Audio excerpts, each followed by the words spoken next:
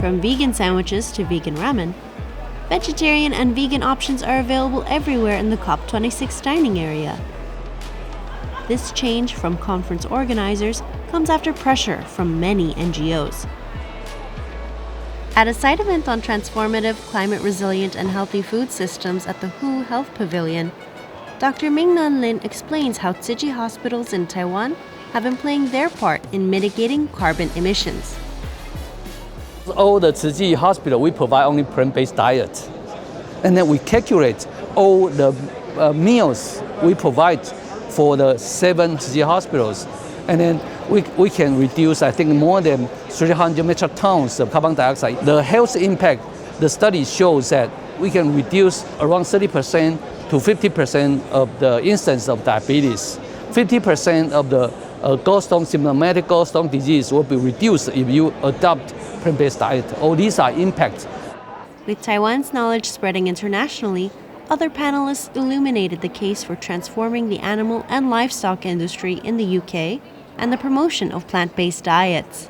We know that factory farming is most likely the next breeding ground for pandemics. And we asked the scientists, so what exactly are the measurements that need to take place now? And they said the first thing is we need to end factory farming. And the second thing is we need to drastically reduce the number of animals farmed globally. And so of course there's a way to end animal farming, or at least factory farming. And this way would be talk to the farmers, see how they can transition to maybe becoming plant-based farmers. And then of course also do research on development on plant-based foods and also cultivated foods. Because honestly, without tackling animal agriculture, we will not be able to reach the Paris Agreement.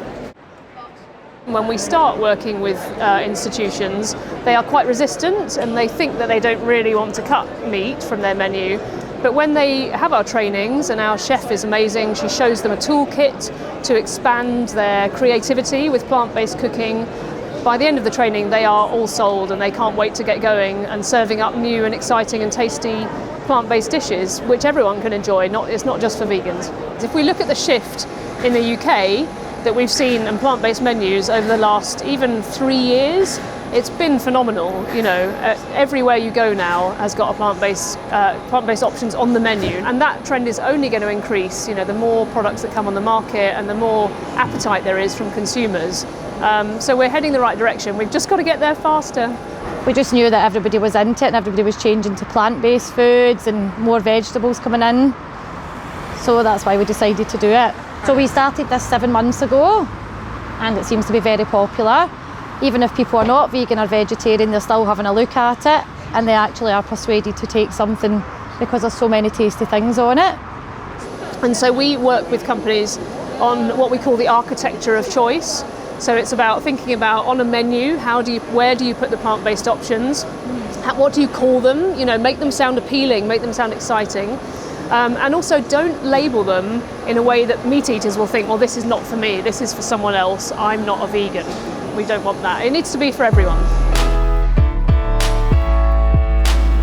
2 years ago specifically we merged it into the menu in this area, and specifically we're in the heart of the south side is where the highest vegan population is. So us as a restaurant and a business, we need to make it easier for people to dine. We don't want to have a separate menu here, a separate menu there. We want it to be easy and all in the one place. So people, maybe they don't want to feel excluded or uncomfortable for having certain dietary requirements or way of living. Here in the UK, the demand for plant-based foods is booming.